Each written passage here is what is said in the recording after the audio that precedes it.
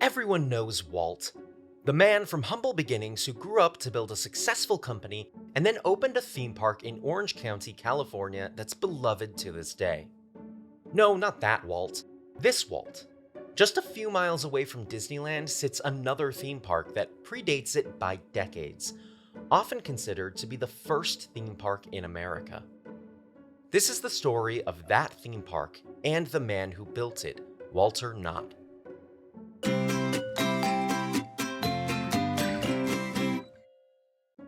Walter Marvin Knott was born in 1889 to Methodist minister Elgin Knott and his wife Margaret in San Bernardino, California. Margaret was a true pioneer, having made the journey west in a covered wagon when she was only 3 years old. Elgin Knott moved to California by train in 1880. He had been battling tuberculosis and was advised that the warm, dry California climate would be beneficial for his condition. Walter never got a chance to know his father particularly well, as the tuberculosis that led him to California ultimately took his life in 1896. Walter was only 6 years old. However, his father's Methodist values and his mother's pioneer spirit stayed with Walter throughout his life. Walter was a prodigy when it came to farming, even as a child. Even in those early days, he would rent out vacant lots to grow produce in order to help his family. His life wasn't without fun, though. Without his father around, he spent a lot of time with his uncle, John King. King was a prospector and one of the founders of the Calico mining town. As a kid, Walter spent a lot of time with his uncle in Calico, which was already dwindling soon to be a ghost town. Walter loved it, though. To him, it wasn't a failing mining town, but a symbol of the industrious American pioneer spirit that had defined his parents. Walter left school at the age of 16, which was actually pretty common at the time. In 1911, he married his high school sweetheart, Cordelia. At the time, he had a reasonably good job with a local cement contractor, which paid him enough that he could afford to build his own home. His real passion, though, was farming. He made a few attempts at starting his own farm through the remainder of the decade, with the earliest attempts leaving him and Cordelia practically destitute. By the end of the decade, though, he'd managed to set up a moderately successful produce operation in San Luis Obispo. Then, in 1920, Knott's cousin, Jim Preston, approached him with a proposition.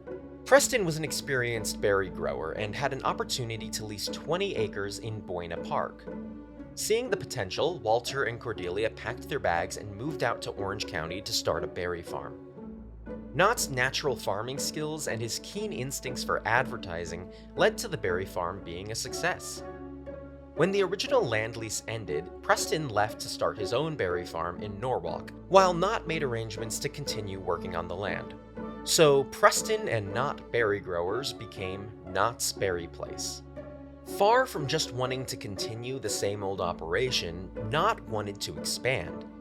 So in 1928, he demolished his previous roadside fruit stand and built an 80-foot building that housed a market, a nursery, and a tea room that Cordelia operated. Despite not wanting to operate a restaurant, Cordelia was something of a natural at it. She'd cook pies, burgers, and sandwiches in the family kitchen and walk the food over to the tea room for customers. Then came the Great Depression. In 1934, searching for additional sources of income, Cordelia reluctantly agreed to begin serving fried chicken in her tea room.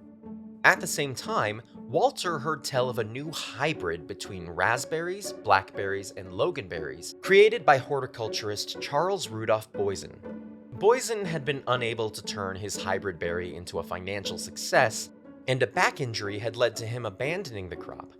But Knott was confident that he could make something out of it. After tracking down Boysen and procuring some cuttings from the remaining plants, he was able to revive it. He named the fruit Boysenberries after their creator and began incorporating it into all of his products. Between the boysenberry and Cordelia's fried chicken, Cordelia's tea room exploded in popularity and had expanded to a full restaurant within a few years. The lines waiting for the restaurant were frequently hours long. In a time of economic strife, the Knotts were thriving. In fact, the restaurant had expanded so much that now customers could see an unsightly concrete standpipe, part of the farm's irrigation system, out of the back windows. To turn it into something a little more pleasant to look at, Knott loaded his truck with volcanic rock from the Mojave Desert and transformed the standpipe into a volcano. Restaurant guests loved the quirky volcano, as well as the little devil turning a crank to operate it. This started Walter's soon-to-be obsession with coming up with new ways to entertain the bored guests of the restaurant while they waited for a table. So he began working on several dioramas, displays, and curiosities. The volcano was quickly followed by a rock garden, a recreation of George Washington's fireplace, and an old stagecoach. By 1940, as much of Knott's mind was used coming up with new ideas for entertainment as it was for farming berries. His mind went back to his own childhood, his pioneer mother, and the time spent with his uncle in Calico. He decided he needed his own old western ghost town. He sent crews to secure a few buildings and artifacts from genuine ghost towns and also built some of his own. Knott's Berry Place's Ghost Town Village opened for the first time in 1941. It wasn't long before it was as popular as the restaurant. In fact, the restaurant quickly became secondary to Ghost Town. Knott's was on the map. More than a restaurant with some fun curiosities for the locals, people were coming from all over Southern California for Western fun at this themed amusement park. By 1947, the company was renamed from Knott's Berry Place to Knott's Berry Farm. It was kind of an ironic name change because the farm itself was almost an afterthought at this point. Knott's focus was entirely on the ghost town and restaurant. The ghost town was so successful, in fact, that Knott was able to make something of the original ghost town that inspired the whole thing. Calico had fallen into little more than ruins since he was a kid. The Zenda Mining Company owned the town and was attempting to continue mining operations, but didn't see much success. In 1951, Walter Knott purchased Calico and restored it to its original condition using his own memory and historical photos. If you thought that a Hollywood bigwig like Walt Disney rolling into town and opening a big competing theme park just a few miles away from his own would upset Knott, you'd actually be dead wrong.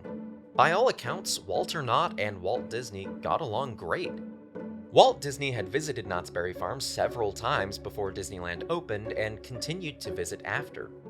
The two had dinner together on several occasions, and they both served on the planning council for CHOC, the Children's Hospital of Orange County. Knott was even a guest of Disney's at the opening of Disneyland. He clearly saw that Disneyland would bring additional tourism to Orange County, which could only benefit his own park.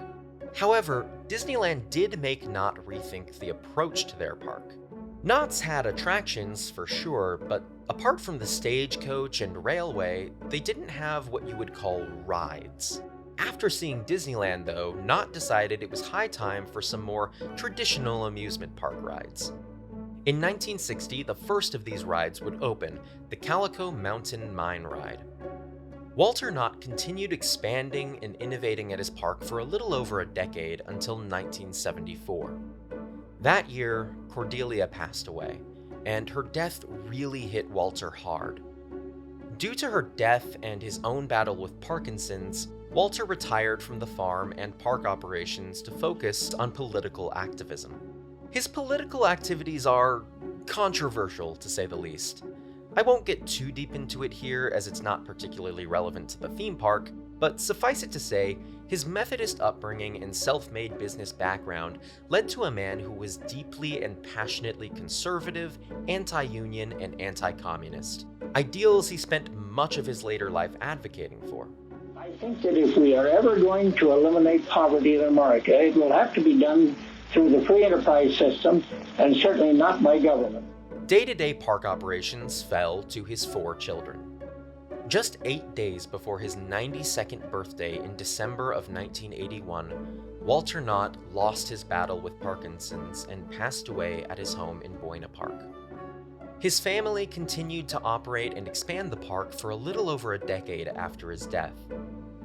In 1997, though, the Knott family sold Knott's Berry Farm to Cedar Fair Entertainment Company, who operate amusement parks all around the country.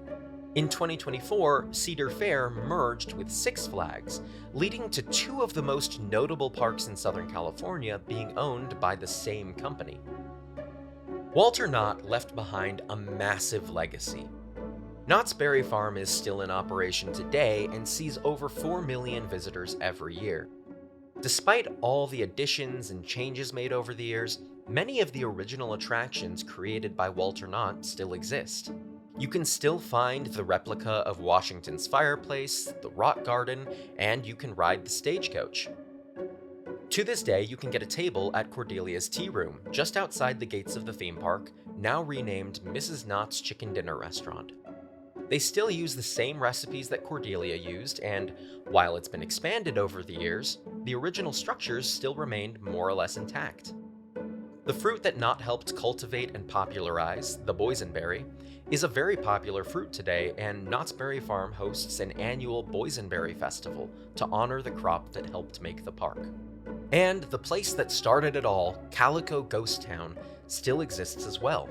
After restoring the town and operating it for a decade or so, Walter Knott donated the town to San Bernardino County, and it still operates as a tourist attraction today. Knott's Berry Farm operates under the slogan, America's First Theme Park. There is, however, some debate over whether or not that's true. There were certainly amusement parks before Knott's, but not really theme parks. That is to say, an amusement park built around a central theme, like a ghost town. With one possible exception, Santa Claus Land. Today called Holiday World, Santa Claus Land opened in 1946 in Indiana. While Knott's and its ghost town does predate Santa Claus Land, some argue it's the real first American theme park because it was conceived as a themed amusement park from the beginning, while Knott's sort of evolved into one over time. It's a hot subject for debate. If you have your own opinion, let me know in the comments. In any case, Knott's Berry Farm holds a distinguished position in the history of theme parks, and that's all due to the industrious spirit of its founder, Walter Knott. So you're Walter Knott? Yes, I'm not. Oh. Well, what sort of work do you do? I'm a farmer. You're a farmer? Yes, I operate Knott's Berry Farm.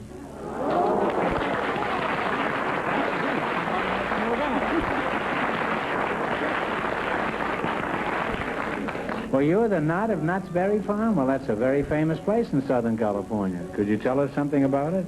Well, we run besides the Berry Farm, a chicken dinner restaurant and a steakhouse, and we have a ghost town as a hobby there, too. I grew up not far from Knott's and visited fairly frequently. I'm curious, how many of you have been to Knott's Berry Farm? Did you eat at the restaurant? Do you have a favorite attraction there? Let me know in the comments. Thanks for watching. If you enjoyed this video, you can like, subscribe, click the bell, all that fun stuff so you can stay notified of everything I post. I hope you have a good day, and I'll see you in the parks.